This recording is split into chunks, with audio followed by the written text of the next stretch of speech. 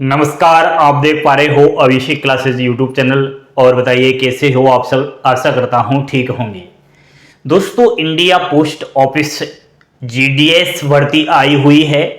10वीं पास बिना परीक्षा के सिलेक्शन। इसके फॉर्म चल रहे हैं ऑनलाइन तरीके से। 3 अगस्त से शुरुआत है। फॉर्म की लास्ट डेट 23 अगस्त 2023 है। तो आप 23 अगस्त से पहले इसमें फॉर्म अप्लाई कीजिएगा। 30,000 से अधिक पदों पर कहीं ना कहीं यह नोटिफिकेशन आउट हुआ है। फॉर्म भरते समय बहुत सारी समस्याएं अभ्यर्थियों के सामने आ रही है। डिविजन्स कैसे भरे, कौन सा सर्किल चॉइस करें, डिविजन्स चॉइस कर लेने के बाद पोस्ट प्रेफरेंस किस प्रकार दें, तो इस विषय पर हम चर्चा करेंगे। बड़ी महत्वपूर्ण जानकारी है। ये बातें आपको कोई नहीं बताएगा, ओनली अभिषेक क्लासेज ऐसी इंपॉर्टेंट बातें आपके लिए करता है। अभी तक चैनल को सब्सक्राइब नहीं किया है, सब्सक्राइब जरूर कर लेना और अपनी प्यारी प्यारी उंगलियों से लाइक का बटन दबा देना। अब आप यहां ध्यान दीजिए दोस्तों, बात कर रहा हूं इंडिया पोस्ट ऑफिस जीडीएस भर्ती 2023 शेड्यूल 2 जुलाई 2023 के नाम से यह आया हुआ है। 30,041 पदों पर कहीं ना कहीं यह नोटिफिकेशन आउट हुआ है।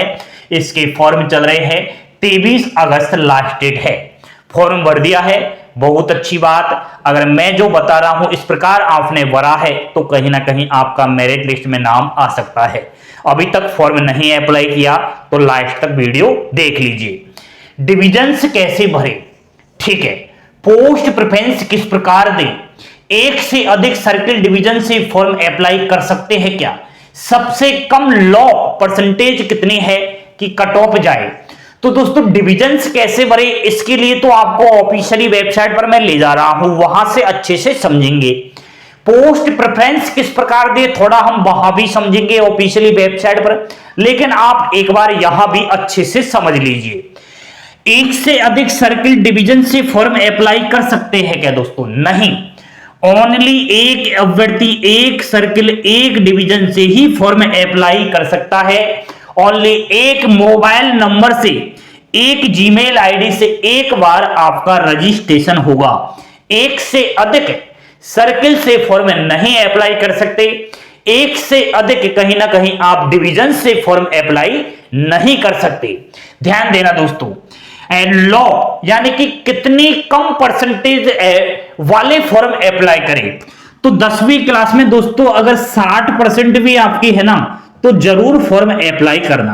अब आप कहोगे सर हम 2-3 साल से फॉर्म भरते आ रहे हैं, हमारी तो 95% है, फिर भी हमारा मेरिट लिस्ट में नाम नहीं आता।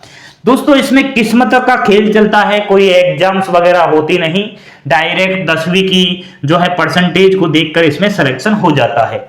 अब प्रतिशत की बात करूं तो एक 60% बनाने वाले अभ्यर्थियों का भी सिलेक्शन होता है और एक 95% बनाने वाले अभ्यर्थियों का भी सिलेक्शन होता है। इसके लिए हमें अच्छे से सर्किल चॉइस करना पड़ता है, अच्छे से डिवीजन से चॉइस करना पड़ता है, और डिवीजन से चॉइस कर लेने के बाद पोस्ट प्रेफरेंस हमें ठीक से देना पड़ता है। आप अलग अलग कैटेगरियों से हो, ध्यान देना। सबसे पहले यूआर की बात कर रहा हूं, जनरल कैटेगरी की बात कर रहा हूं। ओनली आपको एक डिवीजन से चॉइस कर लेने के बाद आपकी केवल यूआर की ही आपको सारी पोस्ट उस डिवीजन की भरनी है। दूसरे कास्ट के आपको पोस्ट प्रेफरेंस नहीं देना है। ओबीसी का अभ्यर्थी है, अगर मेरी आवाज आपके पास पहुंच रही है तो ध्यान देना। सबसे पहले ओबीसी की सारी आप पोस्ट प्रेफरेंस भर दीजिए, उसके बाद आप यूआर की सारी पोस्ट प्रेफरेंस दीजिए, ठीक है। अगर आप ईडब्ल्यूएस से हो तो ईडब्ल्यूएस की पहले भी भरिएगा, उसके बाद आप जनरल की भर सकते हो। एससी एसटी अभ्यर्थी, पहले तो आपको एससी और एसटी की सारी पोस्ट प्रेफरेंस देनी है, उसके बाद लास्ट में यूआर की देनी है। पीडब्ल्यूडी अगर कोई अभ्यर्थी है तो ओनली पीडब्ल्यूडी वीडी वाली आपको पोस्ट प्रेफरेंस देनी है। अच्छा, एक और बात, इसमें 3 प्रकार के पद है। बीपीएम ब्रांच पोस्ट मास्टर, दूसरा है दोस्तों एबीपीएम यानी कि असिस्टेंट ब्रांच पोस्ट मास्टर, और तीसरा है डाक सेवक। अब एक डिविजन आपने चॉइस कर लिया, उस डिविजन्स में बीपीएम की भी वैकेंसी है, एबीपीएम की भी है और डाक सेवक की भी है। अभ्यर्थी कंफ्यूज में हो रहा है, क्या एक ही पोस्ट को हम ले सकते हैं? नहीं दोस्तों, आप तीनों में फॉर्म अप्लाई कीजिएगा। पहले कुछ पोस्ट प्रेफरेंस बीपीएम की दे दीजिएगा, बीच में डाक सेवक ले लीजिएगा और एबीपीएम ले लीजिएगा, ठीक है। तो वो अपनी कैटेगरी के अनुसार आपको पोस्ट प्रेफरेंस देना है। अब वही सवाल खड़ा होता है कि आखिर डिविजन्स कैसे भरे, कहां हमें डिविजन्स दिखाई देगा, पोस्ट प्रेफरेंस और अच्छे से आपको समझाऊं। चलिए उस जीडीएस की ऑफिशियल की वेबसाइट पर, जहां जीडीएस शेड्यूल 2 जुलाई 2023 की लिंक एक्टिवेट है फॉर्म अप्लाई करने की, वहां अच्छे से समझाता हूं, ठीक है। वीडियो को लास्ट तक देखना और लाइक का बटन दबाकर ही जाना। चलिए ऑफिशियली वेबसाइट पर देखिए दोस्तों, यह है जीडीएस की ऑफिशियली वेबसाइट है। देखिए जीडीएस ऑनलाइन एंगेजमेंट, यहां पर आपको नोटिफिकेशन दिखाई देगा, इधर आपको रजिस्ट्रेशन नंबर दिखाई देगा, आप यहां से रजिस्ट्रेशन कर सकते हो, ठीक है। अब हमें जो महत्वपूर्ण बातें करनी थी वो देखना है, ठीक है। ये देखिए डिविजन्स कैसे चॉइस करें, यहां पर आपको विभिन्न प्रकार की सर्किलें दिखाई देंगी, दिखाई दे रही है। आंध्र प्रदेश हुआ, असम, बिहार, छत्तीसगढ़, दिल्ली, इस प्रकार 23 टोटल सर्किलें आपको दिखाई देंगी।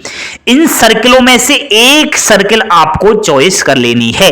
जैसे कि हमने फॉर्म अप्लाई करना चाहा आंध्र प्रदेश से, ठीक है, पहले ही अपने जो है सर्किल चॉइस कर लिया। अब हमें आंध्र प्रदेश में उस डिविजन्स को चॉइस कर लेना है जिस डिविजन्स में हमारी कैटेगरी की सबसे अधिक पोस्ट है।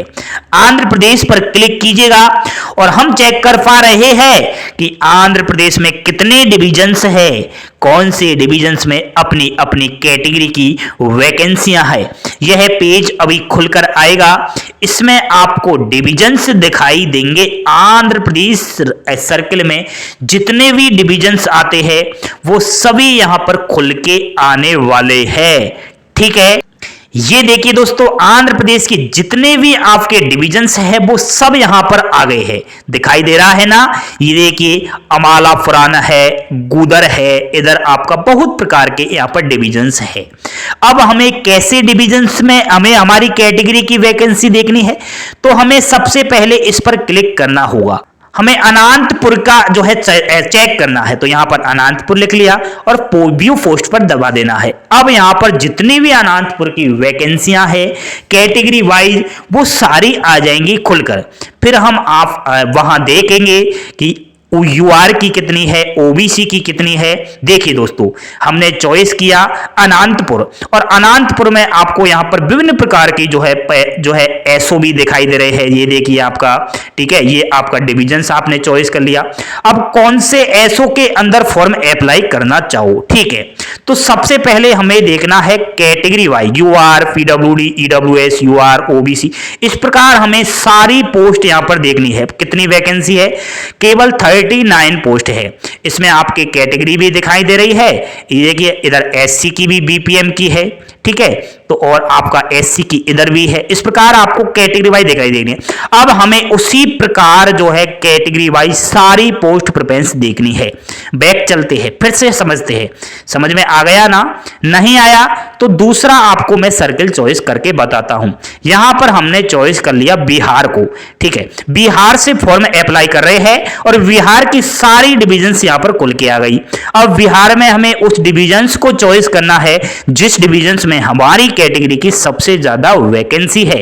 तो हम चॉइस करते हैं यहां पर भोजपुर को, और भोजपुर पर जैसे ही क्लिक करेंगे भोजपुर से जितनी भी वैकेंसी है ना उस डिविजन्स में कैटेगरी वाइज वो सारी निकल कर आ जाएंगी।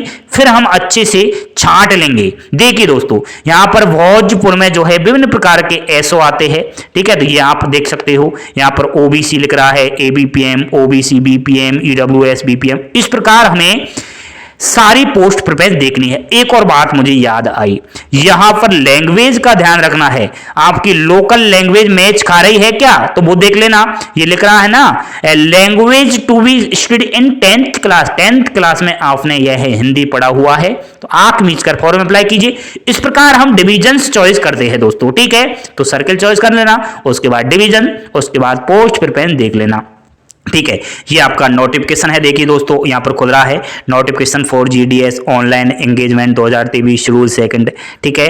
30,041 पोस्ट है और 3/8/2023 से 23 अगस्त तक फॉर्म अप्लाई होंगे।